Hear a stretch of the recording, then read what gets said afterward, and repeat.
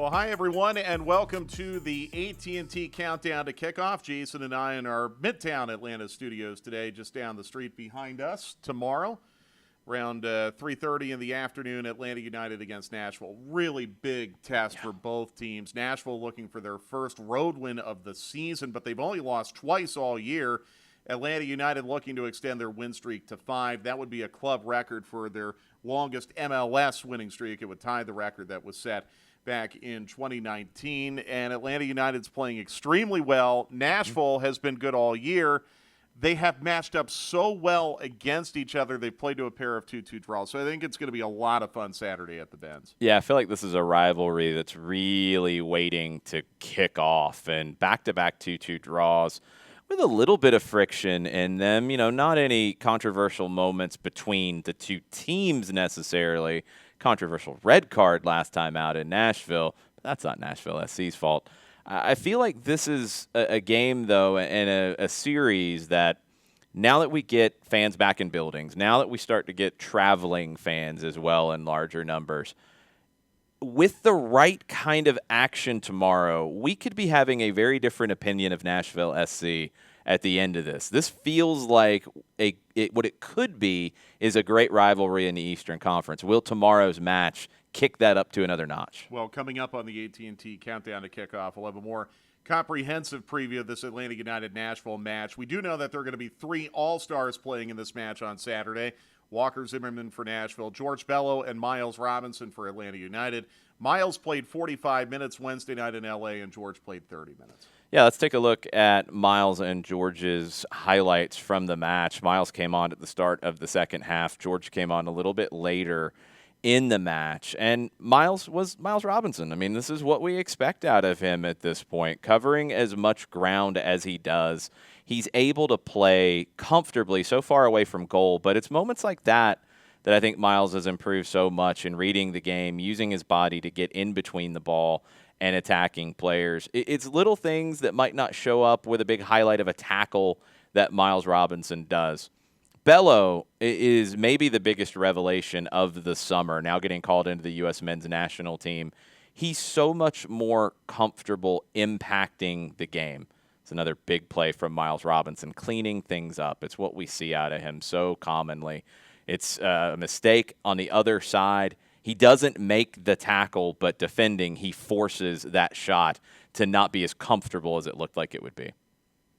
So Miles and George, as you mentioned, Jason, called into the U.S. men's national team for World Cup qualifiers, which will start on September 2nd. That'll run through the 8th of September. Maybe, hopefully, we can get them back to Atlanta for the 10th when Orlando City visits Mercedes-Benz Stadium. But it wasn't just their work in the All-Star game that put them in that conversation. In fact, the decisions were probably made by the time this match was played. But their work in the Gold Cup and George's maturation and Miles's maturation during that Gold Cup, I think made it pretty easy for Greg Berhalter to select them for World Cup qualifying. I don't know. As we're seeing more of George from the All-Star game, he was involved in a lot of very important sequences going forward.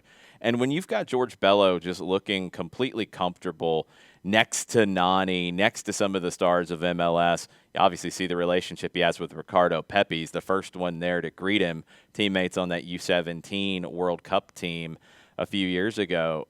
Bello, maybe the All-Star game is what put it over the top for him, because he was kind of on the bubble for me. And now when you see him mix in with the best of Liga MX, some of those players will be part of Mexico's national team. The best of MLS, guys that are going to play with a bunch of different national teams. And George Bello looks like he fits right in.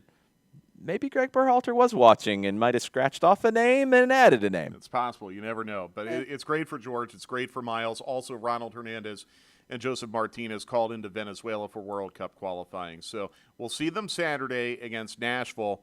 Hopefully we might see some of them against Orlando on the 10th, but a little less likely because Venezuela will play on the 9th and the U.S. men's national team will play on the 8th of September. That's stuff we can worry about down the road. Let's talk about how Atlanta United right now is sitting on 13 out of a possible 15 points in their last 5 matches and another road win Saturday night in an eventful match at Washington, D.C.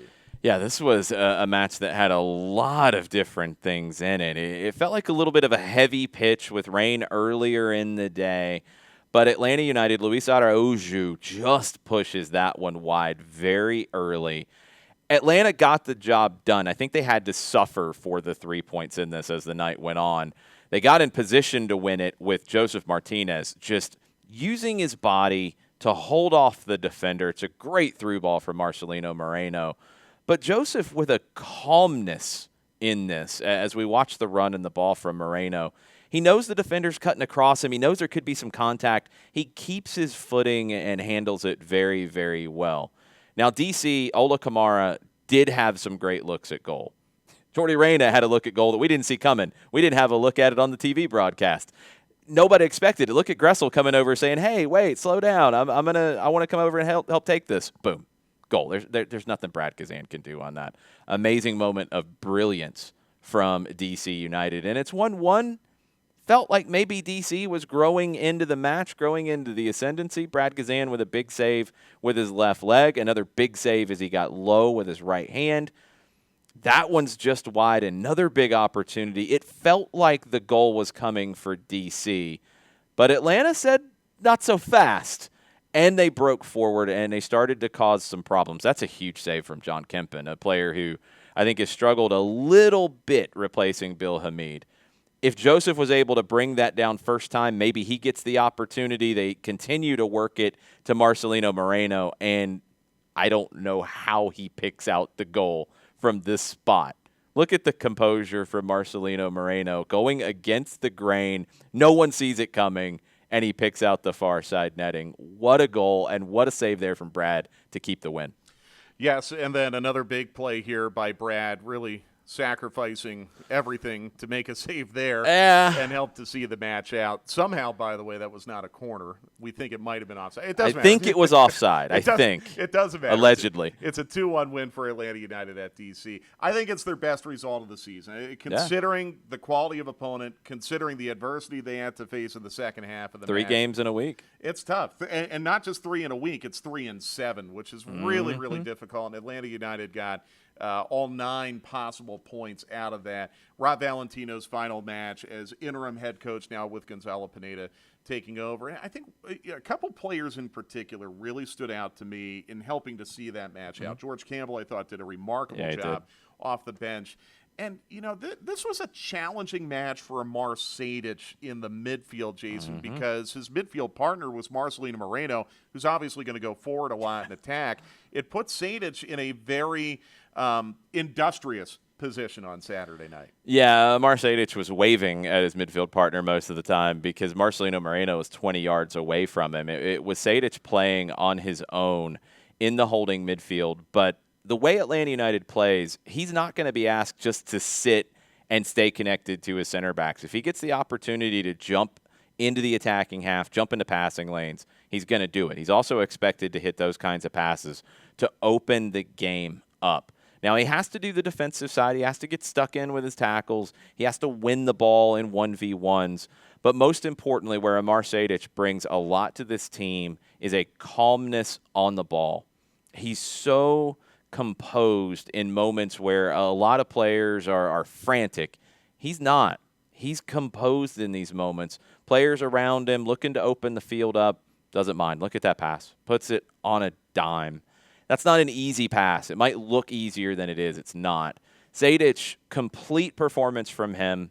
We had questions going in if he would be able to handle that role. I think he answered every single one of them. It was possibly his best performance in an Atlanta shirt of Amar Sejdic. Yeah, and he's had a couple good ones. Rob Valentino singled him out after the match. And Amar had to really empty the gas tank. He put a lot of work in on a, as you said, heavy pitch last Saturday in D.C. Well, fortunately, it looks like Amar Sejdic is going to be able to play against Nashville. In fact, we caught up with him after Thursday's training session to get his thoughts on the week that was and the week ahead. Amar, the big question, how are you feeling? You had to do a lot of work Saturday night in D.C. Are you feeling okay? Yeah, no, I feel great. It's been a great week of training and just excited for the match on Saturday. How's it been for you adjusting to a new club this summer, coming in and playing significant minutes for Atlanta United? I mean, it's great. It's definitely, I hold myself to high expectations, and I'm very critical of myself, my performances in training and in games. So when I feel like I'm not doing something right, then I know I need to fix it the following day, or review video, or just kind of work on technical stuff or tactical things, and break down my positioning, and yeah, I'm just very critical of myself. So.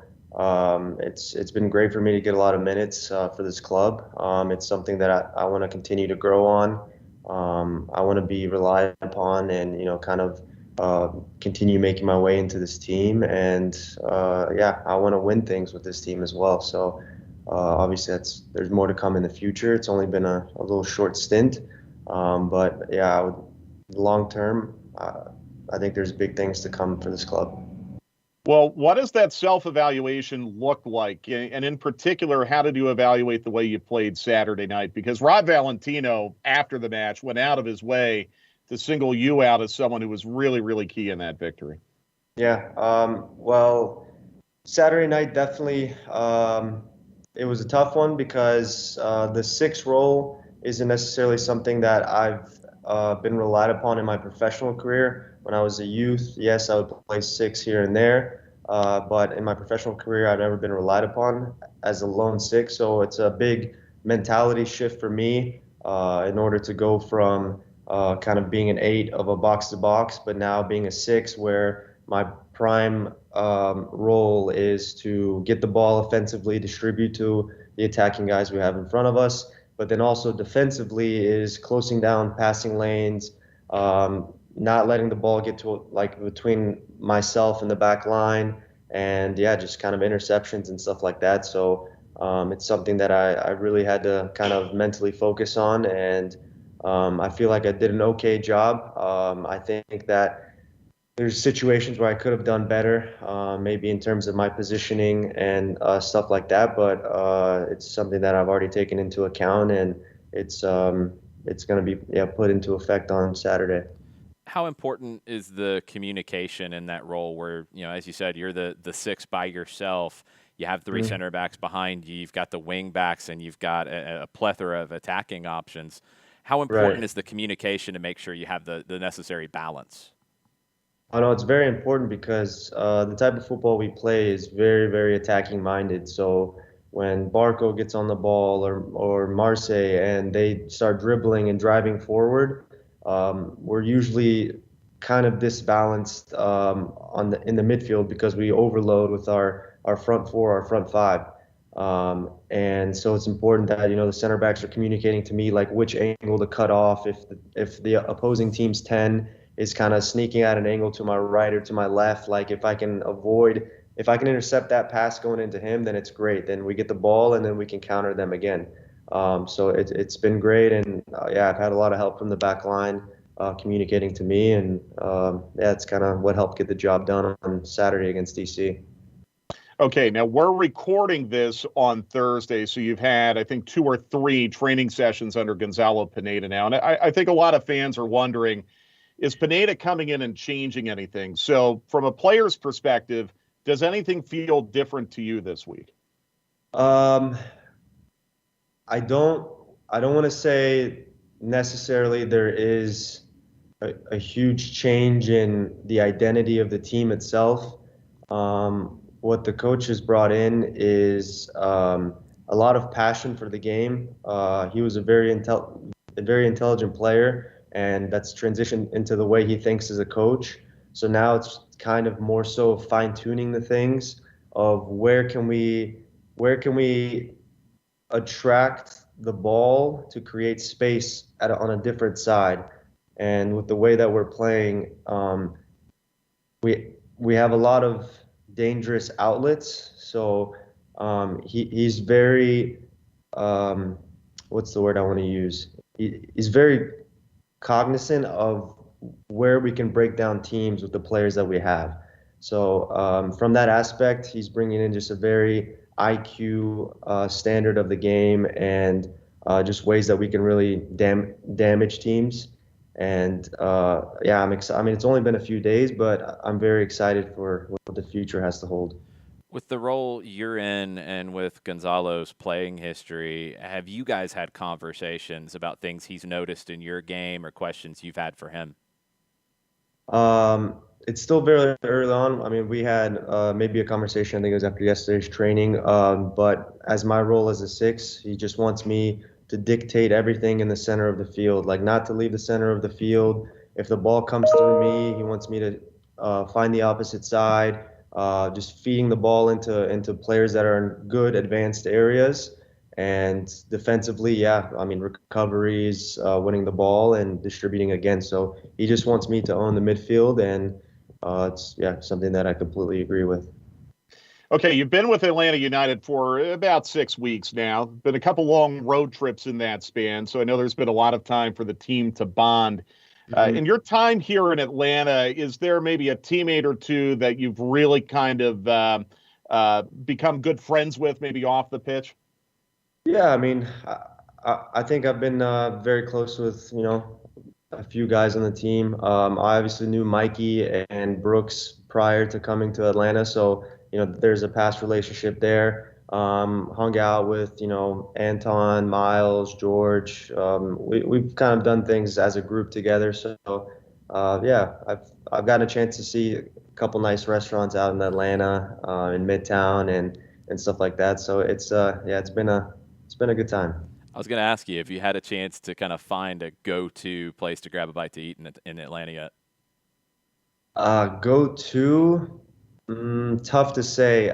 Bar Taco is a place that I live by. Yep. So I've gone there a few times. There's been to Barcelona Wine Bar a couple times with my fiance. We really like it there. So we're trying to kind of not go to the same places every time, and when we do pick a restaurant, because we want to experience different places. But all the restaurants we've been to have been very, very good. Excellent choices, by the way. I co-sign all of them. You mentioned you have a fiance. When's the date? Have you set one yet? Yes, January 8th, 2022. So has it been tricky planning a wedding in the middle of being traded in the midst of an MLS season? Yeah, I mean she's more hands-on to that. I gotta say I gotta give her all the credit because she's taking care of all that stuff. I kind of just approve some things if she asks questions, and we go from there. But no, she's been great at handling all of that, and I've just been kind of focusing on football. So. Focusing on football, what are the goals that are in mind for the rest of the year here in Atlanta? Of course, I mean, everything that I want to achieve is through a collective idea. So I want us to first get into playoffs, and then when we get into playoffs, then we can set our goals kind of one game at a time. Of course, everybody does want to win MLS Cup. That's definitely something I want to do, but I think it's important to kind of take it one step at a time, considering the position we're in. But yeah, I mean, through collective ambitions and goals that are met, individual goals will also kind of come as well. So that's kind of my mindset at the moment. Well, it's apparent to me, listening to you talk about soccer and how to let your fiance plan a wedding, you're a really smart guy. So I'm glad we have you here in Atlanta, and we wish you the best of luck Saturday against Nashville. I know it's going to be a busy day for you. Appreciate it, guys. Appreciate it. Well, great chatting with Amar. Let's check in now on the proving ground. It was a difficult weekend and a big match for Atlanta United 2 going to Pittsburgh Riverhounds, a likely playoff team in USL Championship. And Atlanta United 2, unfortunately, struggled in this match on the road. Yeah, they did. It was a tough one on the road against a dangerous team in Pittsburgh, and it really felt like Atlanta United 2 struggled to get out of the gate. Now, Rocco Rios Novo did the best he could to keep the onslaught from coming from Pittsburgh with another penalty save. But just a couple minutes later, Russell Cicerone, the first of his hat trick on the night. Now, Atlanta did answer back. It was a weird one in that Atlanta really struggled straight out of the gate, but Darwin Mateus nearly scores an Olympico right there. It maybe was an Olympico. It was not ruled as one. He got another opportunity and equalized in the 15th minute. Cross from Aiden McFadden, Mateus under pressure, able to find the back of the goal that time. From there on, it was all Pittsburgh as they just took advantage of a two-side that never felt comfortable in the match. And I don't know if that's down to traveling to face a good opponent, if it's just down to one of those days at the office. Bryce Washington beat on the dribble there by Cicerone again. Pittsburgh made it 4-1 on the night. Atlanta really didn't have any answers. And it's the first time that we've seen the Twos under Jack Collison have that kind of a performance.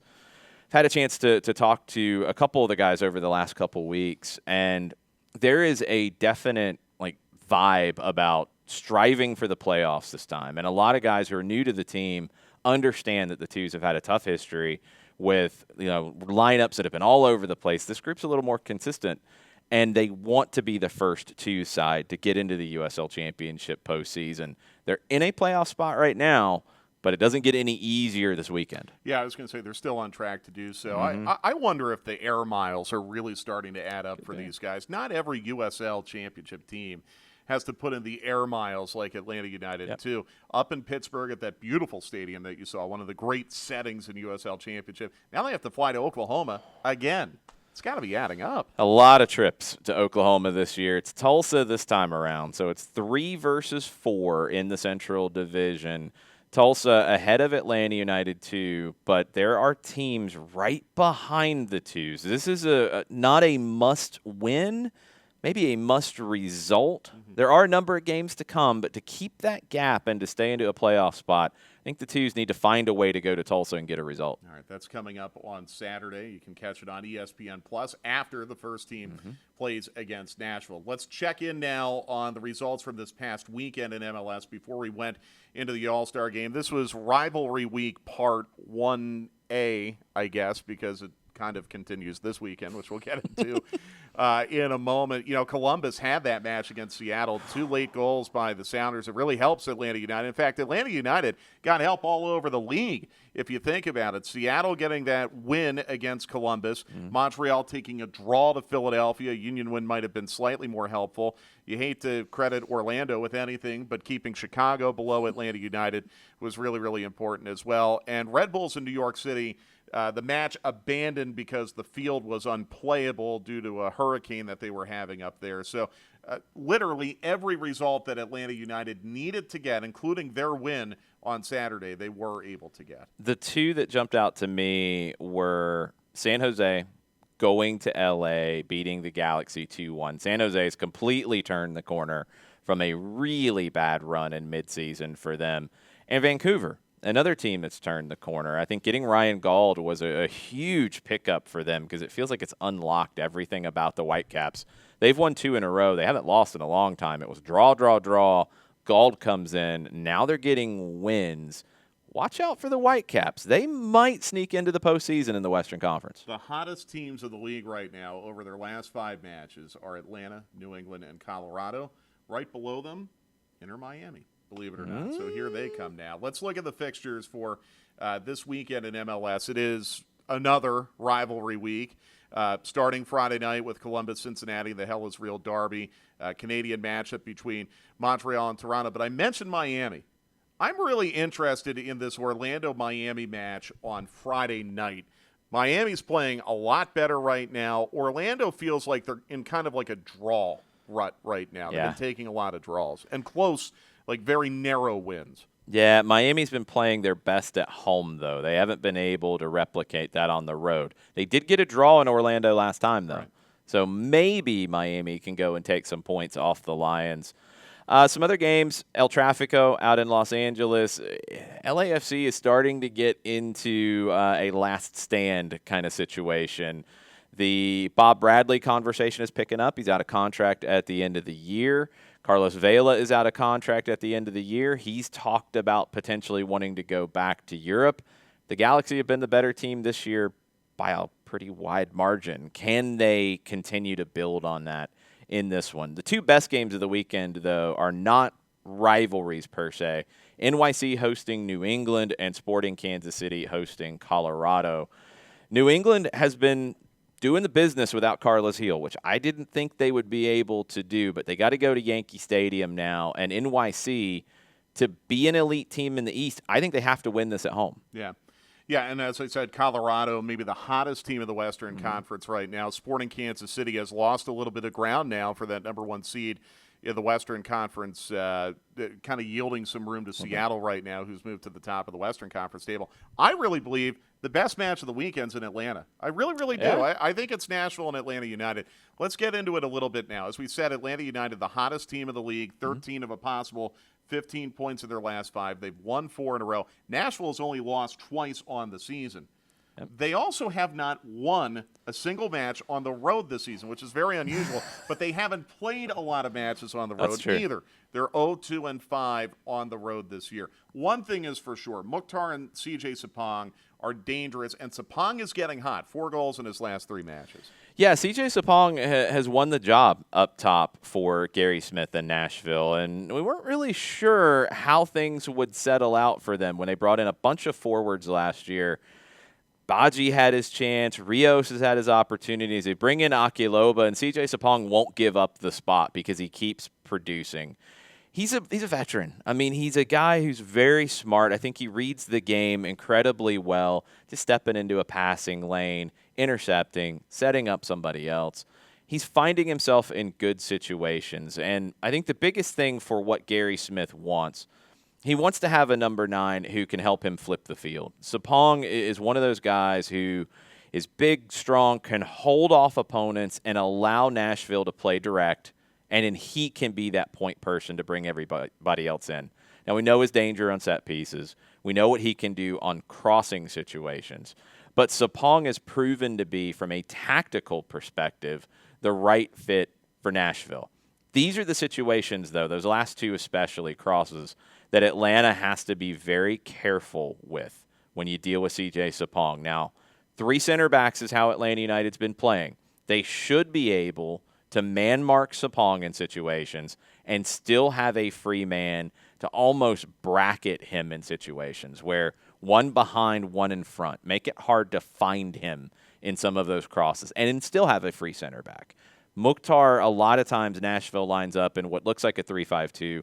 You know Hani Mukhtar is going to roam. You know he's going to drop into the midfield. Is it Miles Robinson that follows him? Now, we've seen Miles deal with Jefferson Soteldo in a similar kind of situation where Soteldo would try to drag him away. Miles would go with him and shut him down. Okay, then that would leave, if Alan Franco gets to start, Franco and Walks to deal with Sapong. I'm okay with that. I think Franco is a physical guy. He can go, mano a mano with CJ Sapong and deal with the physicality that Sapong presents. Walks can clean things up, whether stepping in front at times to make it difficult to find him with a lower ball to his feet, or behind him if Sapong is able to turn on Franco. I want to see how Atlanta handles CJ Sapong, because if they handle him effectively, I don't think Nashville is as strong with a plan B. Gonzalo Pineda has said he's not going to come in here and make a lot of changes. He said in his media availability on Thursday that he would look for maybe advantages that Atlanta United could find, maybe a 2v1, a 3v2, but he didn't want the players to feel like he was changing so much. He's talked repeatedly about how Rob Valentino's done an excellent job. He's just trying to keep it going, not be disruptive. There's no chance he's playing possum, is there? And that we're going to get like a big surprise on Saturday, is there? No, I mean, I think a big surprise would be a different mentality. The shape, the formation can be different. If Gonzalo Pineda opts to go with a 4-3-3 versus the 3-4-3 that we've seen, that doesn't qualify as a big surprise to me. Maybe it does for some. Maybe that's something that he does to get a little more balance. But I keep coming back to it because you look at the way the team lines up and you think there's no balance with 3 center backs, with 2 wing backs, with 1 holding midfielder, and really 4 attackers, and you can throw them what order you want to put them in. That doesn't feel balanced, but it is balanced when you look at the way the team plays, because Moreno is dropping in and putting in a defensive shift. Lennon and Bello can tuck in when they need to and help Sejdic in the situation if Sejdic gets the start. The center backs can step up and help him as well. They're finding ways to create balance where maybe you look at it on paper, there is no balance. I don't know if you find more balance by going in a different formation. So I think it's I think it's going to stay pretty consistent. I think maybe the question marks come in more on set-piece situations. Do you defend differently in those? Do you have some different set-piece opportunities, up your sleeve? Maybe in the attack where you look for those 2v1s, 3v2s, maybe that's where some changes happen. Maybe it's more underlaps from Bello and from Lennon. I don't know, but I'm not expecting anything massive here. I think they have something that's working well. I think the players have bought in, and I think they understand that to make it work, the work rate has to be off the charts. And these guys are willing to put in that work and put in the shift. Have you noticed that as our predictions have gotten more accurate, Atlanta United has started to get more results? Coincidence? Maybe. Probably not. I would actually hope it would not be coincidental. But I predicted 20 fouls suffered by Atlanta United on Saturday. Ended up being 18. It was really close. And really, let's face it, it should have been. It should have been. I'm going to give you credit for that one. Yeah, I think I should get partial. Yeah, I'm going to give you credit. What was your prediction from last week? What did I predict? If you have to remember, you probably got it wrong. I probably got it wrong. Okay. I think I had Bello getting on the score sheet. Which he could have had, close. like if you get like a third secondary assist, he would have had one. So you're close. He was close. We were in the ballpark. The one I was closest to, though, I was a week off, was Joseph with the goal and assist in the same game. Yes, you are right. Which was a really off the charts prediction. I missed it by a game. Well, I got a bold one for this week. Oh, geez. Here we go. We try not to predict the outcomes of matches. We try to dig a little bit deeper. Yeah. I'm more at a 30,000-foot level this week. Okay. But this is bold. Okay. Because Nashville has played to 11 draws this year, most in MLS. Yeah. Atlanta United has played to 9 draws this year, second most in MLS. These teams have already played each other twice this year, and they had draws both times. Mm-hmm. I predict that this match will not end in a draw. Okay. I don't know who's going to win. But Okay. I predict this match will not end in a draw. Something has to give this time. It's really a very big match for both teams. Yep. If Atlanta United wins, they're probably going to be above the playoff line. Now they're really closing in on a home game in the first round. Nashville, like we said, they haven't won on the road yet this year. This is an opportunity for them to prove that they can do it. But I predict it's not going to be a draw. Someone's coming out of this with 3 points. Okay. I like to go into the individuals and players that I think will have big performances. And I think it's time for Luis Araujou to put up some serious numbers in this one. I do think he gets a goal or an assist. Okay. But I also – so a goal and an assist, and in all caps – I think he has at least 2 defensive actions. And defensive actions for me, I look at tackles, I look at interceptions. He puts in a really long amount of running on the defensive side of the ball. He doesn't give up on plays. He's one who drops in to help the holding midfielder. I think he's able to get on the score sheet this time around because he's been pretty close. Yeah. And I think he doesn't sacrifice the defensive side. I think that defensive side is going to be needed against Nashville. So I'm going with 2 defensive actions and a goal or an assist for Luis Araujou. To piggyback on your prediction, this doesn't count as mine. Don't make it graphic. If Araujou scores, it's going to be in the first 20 minutes. Have you noticed how he had a really, really good chance in the third minute against DC? Yeah. And the match prior against Toronto, I want to say it was in like the 5th minute. So Araujou, it seems like he can be especially dangerous very early in matches. And I wonder partially if it's because the scouting report in MLS has not been fully written on Luis Araujou. He's or explosive. It could just be a coincidence. I don't know. I think you're right. He's explosive. And I think you look at him and you don't think he's as quick as he is. Because in a foot race over 40 yards, I don't know. I think he has good speed. But 5 yards, like 2 steps, he's as fast as I've seen in a long time. So I think it catches people by surprise. I also think he's extremely hard to dispossess. I think we've seen that now in 2 matches. So it's going to be a lot of fun. Saturday, 3:50 will be the kickoff. Television will be Univision. You can listen to Jason and I with English language commentary on Sports Radio 92.9. The game sync us up. That's always a lot of fun. We'll be back in 2 weeks for another edition of the AT&T Countdown to Kickoff. Atlanta United will be off next weekend. Some players will not.